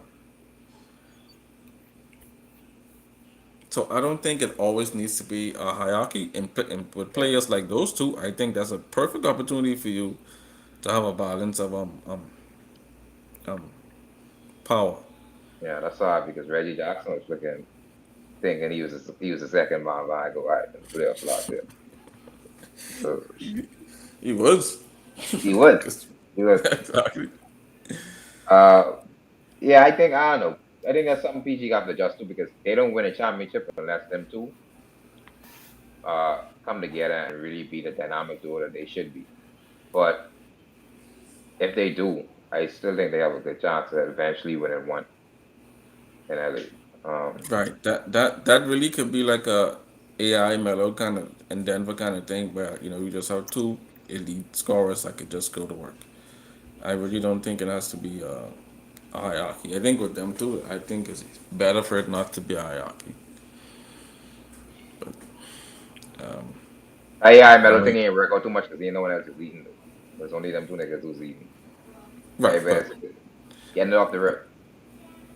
You're I right. mean, It was two hogs, so it's different. I think Yeah, Kawhi is a so hog too. Kawhi is a hog. I Loki, wouldn't say that. He's a Loki, Loki. Like, I mean, yeah, with Kawhi is yeah. Well, to be good, you got to be all y'all. Don't pass up the ball on y'all. But that Denver thing didn't work because you ran into to Kobe them. Like that Denver team, if it wasn't for the Lakers, Denver probably would have made the finals and probably had a shot at the championship. We can't take away from teams making it seem like, oh, it wasn't just those two eating. Now. You had got that the Denver team was actually pretty good all around. You had defense. You had Kenyon Martin in there. You had Earl Boykins, that little boy who used to come off the bench. Like guys was there getting their points and getting their bucket. It's just that when these guys got to that level to get to the playoffs and try to get to the conference championship or get to the NBA finals, you coming across the eventual NBA champions. So it's like, yeah, The Denver maybe, team maybe with not. the Denver team with Billups was good. That one was a Mm, yeah, they was championship okay. contender. That's when they Um, trade AI for Billups, right? they traded out Billups and they went to the Western Conference Finals. That team was good because with and Billups said this before with Melo. Playing with Melo, Billups said he had to really say to Melo, okay, I ain't give you the ball every time on the floor, or we could work it around. Someone else got to shoot you, right? So just because you ask for the ball, don't mean you able to give you it or whatever. And Melo, going back to Melo, Melo had his best years, success wise, when he played with point guards who understood, okay, we could give him the ball when he have the matchup advantage, but we ain't gonna give him the ball every time on the floor. Not every time he asks for it. But sometimes this ball needs to spread around and other players need to touch this, right? And that's when they had their most success. You know what I Yeah, mean? but AI, Melo ain't into that. yeah, but that's what I'm saying. Melo wasn't into that. And AI ain't that type of guy to do it either. AI He is like, still okay, ain't into wait, that. I give it when you get it. Uh, I can score when I gotta score. That, So to be honest, that was one of the reasons why Melo wanted to leave. And he ended up going to the Knicks. And then also, that was one of the reasons why people don't know. It's an underlying story why Melo didn't end up back in Portland. Don't forget, Chauncey Billups is not a head coach. And they had a chance yeah, to resign Melo. You think that's And why he left? not to say why he left, but big man, me and you done had a situation 10 years ago where I wasn't into playing with you. You think I into playing under you? For you to come here and tell me, oh well, Melo, we need you to give Dame the ball. Damn, crazy, is it? but he was right. But Phillips is right. That's the thing. Yeah, but he right on a team standpoint. But Yeah, Melo, but not when another Melo side. won that, but you as a personal, you done been out the league.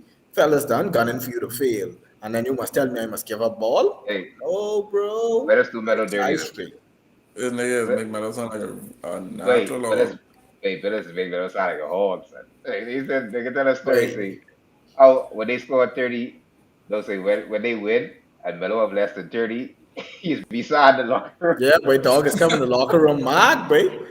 Dog is coming to the locker room say, room. boy, I ain't had fun out there, boy. What y'all think this is, boy? What y'all So celebrating for?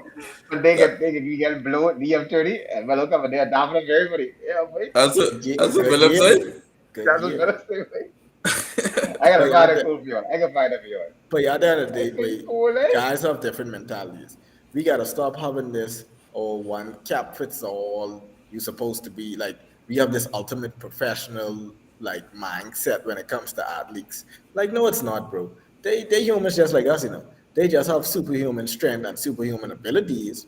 But to be honest, mentalities they have the same. Like if I go to the league, you think I get into the league to talk about fit in, play role, pasta. Like you got some Draymond guys, but you all play ball with me. Just rock in and there. Don't give me that ball and think you getting that back. In order for you to get that back, like Melo say, I gotta fumble that. I gotta slip out my hand, and they gotta double team me. And when I pass you that ball, I will be clapping for that back when I get open. So I don't think think that's you better shoot that before I get back open. Because once I give you that ball, You better hurry up shoot that. Because once I get open, let's go, man. Move this back around. I open. I and I think that's one thing wrong with the Mott's boys, right? Because they just try to make it, like you say, they just try to make it seem as if everybody supposed to be this certain type of player, and they only want this certain type of player Yeah. on their team. And everybody But care about the team. But some fellas everybody, don't care. But everybody different, and you need different people. You need different personalities. Like uh even with Melo, right? You like it's not that you can't win with him. Like I always used to say when Melo was in the net was a Nick. I say, wait, Melo biggest flaw is to a lot of people he ain't LeBron. That's his biggest flaw right there. He ain't LeBron. But not everybody could be LeBron. Not everybody could be the dude who's saying, all right, I can make plays for others or whatever the case may be. Some people just as scorers, right? So you just gotta find the fit around the scorer. That's all you gotta do. He's your best player. Find the perfect fit around him. You can't expect him to be something he ain't. You know what I mean? I don't want Melo flicking, bringing the ball up, and running pick and roll and saying, okay, I get kick it out to the open shooters. That's not his game. I want him doing that. I want him trying to score the basketball when he gets the advantage. You know what I mean? So everybody can't be a light dog. I agree. yeah, especially when it comes to certain players. Like my thing is, I got to this level by playing my style. Then when I get to this level, especially at a superstar level, when you get there, you got guys who sit in the media in these little suit and tie who can't even probably dribble the ball between their legs, telling me I ain't good. You who like it don't make sense. Like in a Ben Simmons situation. Like we know Ben Simmons. Like come on, bro. Like I saw it from he was in LSU. Ben Simmons don't care. Ben Simmons never cared. That's why Ben Simmons was academically behind. He didn't even care about to go to class. Even when it comes to his stats. Like, to be honest, like, bro, y'all put this guy as the number one pick, you know. And at the end of the day, he came in the league, never could have shoot. So don't make it seem like he lost his shot. He never had a shot. He came in the league being a pass first guy. He came into the league doing the same exact thing he doing now. And now, because he doesn't play the way you want him to play, oh, he's the bad guy. When in actuality, his style of play got him to the league. If he wanted to play the way you wanted him to play, he may not have been in the NBA. So it's like I could see where some guys come from with that mentality, like you say with Melo. I hear Melo said something at the beginning of the season with the Lakers, and he was like, "This year it's I think he said championship or bust," and he said something weird, like he said, um, "This year I'm really." Said in my career, I never really focused on championships, but this year I really want one. That come off to me like, so what you been doing the past 15 years, bro? Like you Yeah, don't care about which championships. You just coming just to shoot up that rock and make that dollar. And then I catch myself and I was like, is he wrong? I mean, if I was in the NBA, I mean, I might not win championships, but if I getting paid $30 million a year, I mean, okay, championship the that's straight. championship is the thing that's out of your hands the most though. Like that's the thing you could Exactly. control the least. So So what people I always hit my say head for? control what you could control, right? I can control being a Hall of Famer. Yeah, I I can can get the control buckets. I can't I control control get being my bag. I right, right, can't right, control right. getting the perfect team around me to win a championship. So Precisely. So I didn't blame him. Yeah. So But there's some logic behind that for real. yeah, so, and things are situational. Things are situational for sure. So uh, that's what it comes down to. Um, anything else before we wanna wrap this part up? Any shows y'all wanna make?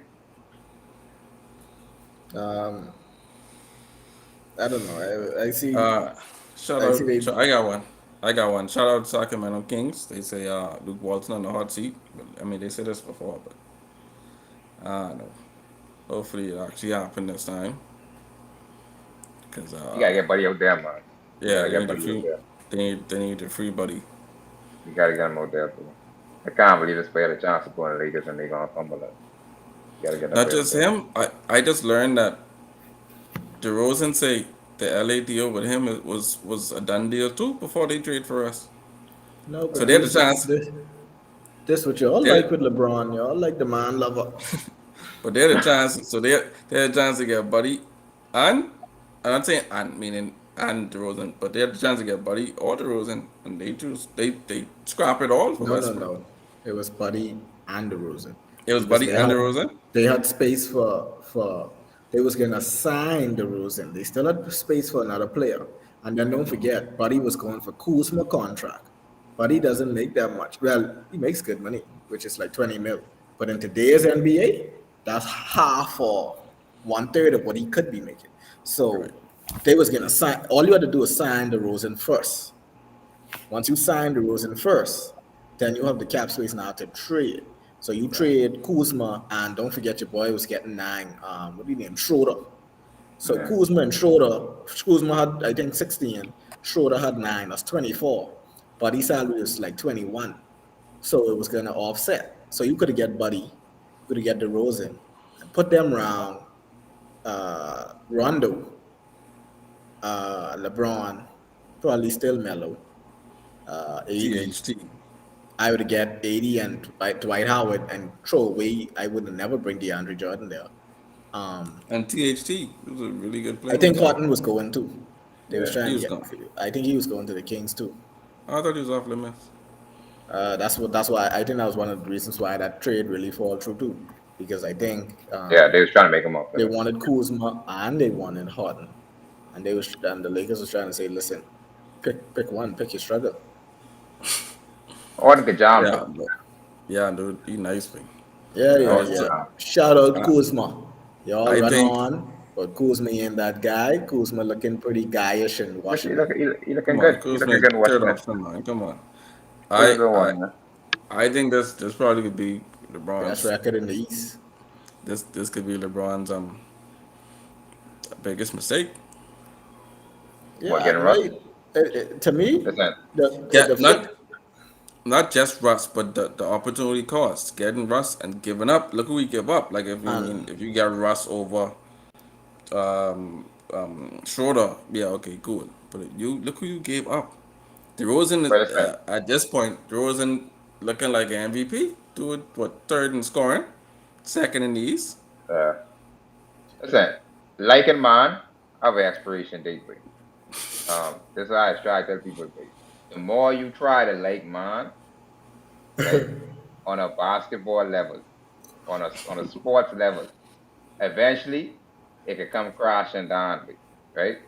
Sad to say, it has happened to everybody. You understand? At some point, you just have to let your career be what it is, right? exactly, LeBron ain't want to let his career be what it is, Mm. right? You could have naturally get Buddy and try to compete again. Now you saying no way, I don't want that. I want to try to see if I can create one super team again, right? And this is what happens. Now you put yourself in a bigger hole. They still got time to Right. get out of it, but you put yourself in a bigger hole. and this Yeah. is the problem what I was telling y'all earlier when I said we had this conversation in the group about players being GMs.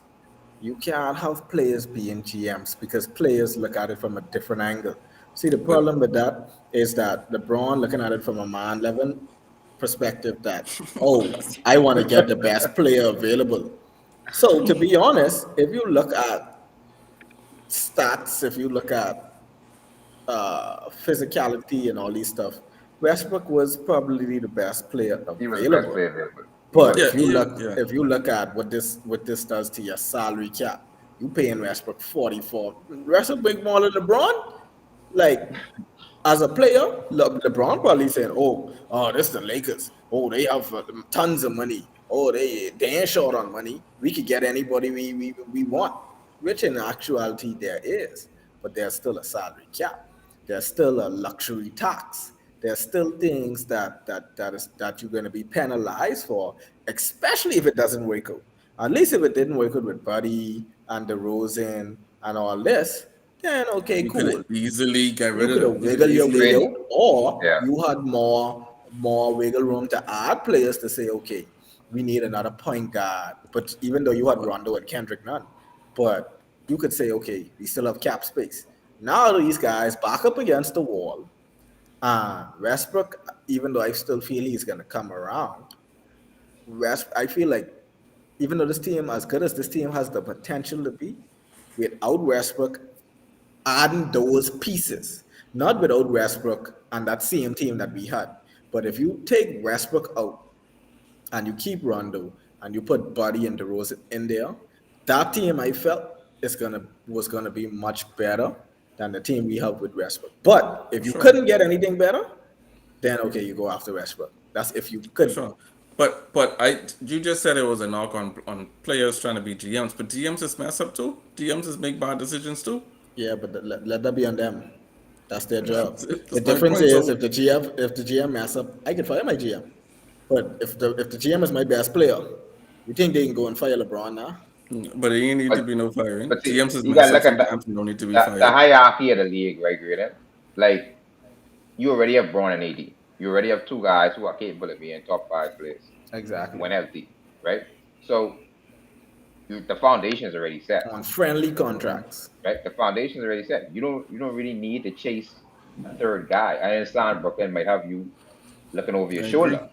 I understand, but sometimes maybe you just need to chase a better fit. If you chase Yeah, a few better fits, it may still work out in the end. You know I what I agree mean? 100%. And anybody, if anybody should have known that it was LeBron because he surrounded himself with shooters his entire career. Yeah. So to sacrifice, and I'm sure, pretty sure that was his logic when they was going for Buddy. So to sacrifice that for someone who's a non-shooter is very surprising to me. I don't get that logic. I don't. I mean, I get he was thinking, yeah, I all, I need Westbrook to run the team during the season, but I don't. I just think that that's gonna be this mistake. Like you say, if Westbrook actually find a way to fit in, cool, because Westbrook is a superstar and superstars do adjust. But if this don't work out, this is probably the mistake that's gonna haunt him for the rest of his career. Yeah. I probably would make a trade. I would, to be honest, I would still get Buddy, but it would be a different package. It would probably be Tyler Horton at the deadline, along with Kendrick Nunn, because obviously Nunn ain't gonna get no more time like that with Westbrook there. Those two, I think Tyler Horton is on a 15 and Nunn is on a 2 year 10. You So think do you think the Sacramento was strapped with point guards, but but they don't care about nothing. They just want THC. Yeah, they THC is trash. what I'm saying. Exactly. You're just putting someone in Yeah, there to add the yeah, I numbers up. get you. Or you could make it into a three-team trade. But trade. I think that the Lakers are gonna be hot back on Buddy's trail again, and some guys on that bench can get their feelings hurt. Like I would even put DeAndre Jordan in that package, and get Harry Giles, who is a much younger athletic, even though I wouldn't say he's no big factor, but just to get DeAndre Jordan old, crusty, dusty up off that roster and get a young guy in there who could at least give you a practice body, like a body in practice that's gonna be good. These old fellas even taking practice off. Like, why are you signing these guys who ain't playing? And then in practice, these guys, what they call it, something Load yeah, ma- load load management management. and Like age and that they would have coach gave. I You don't saw. even know give a you a practice. Yeah, that ain't No, making but no sense. I believe that's why they got Westbrook, but that just ain't working out. Like LeBron But to got be to work fair to the harder this Lakers year. defense, they have a lot of injuries. To their defense, they have a lot of injuries. Ariza, they just get back Ellington. Ariza, none, Braun out, and you know, 80 every other game, 80 flipping break something or whatever. But the Russ thing ain't working out so far. Um, even without LeBron. LeBron's supposed to become Mark soon, so I think that's probably the best case scenario. Just try to integrate all of them one time and see how far it goes. Yeah, You so see, he shout out posted. Kuzma. Shout out I see your boy crying too, the center who we send there. What he name? Harold, Yeah, he yeah. crying at him, but oh, I look better because I actually play. Okay, bro. Uh, playing in Washington. But anyway, uh, shout out Mello, do anything. Westbrook starting to look a little better, but he ain't there yet. Um, shout out who else? Tom Brady.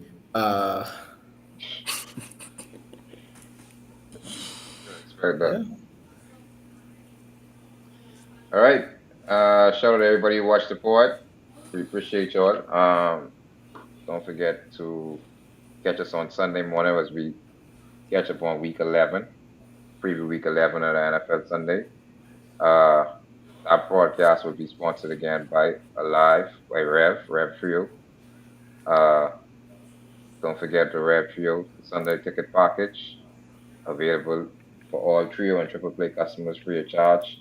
Every Sunday game, all Sunday. Don't want to miss it. So until Sunday, we are out. Catch you later.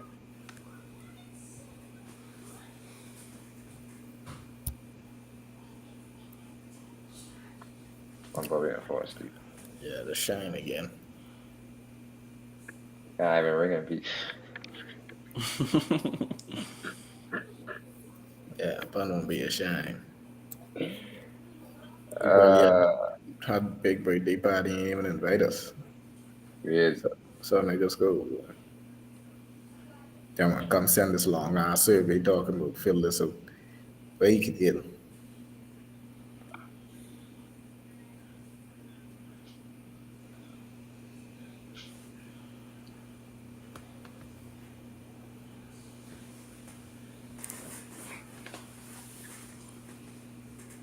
And bye for Lance. Bye for Lance next week or 2 weeks from now. next week. That's next week.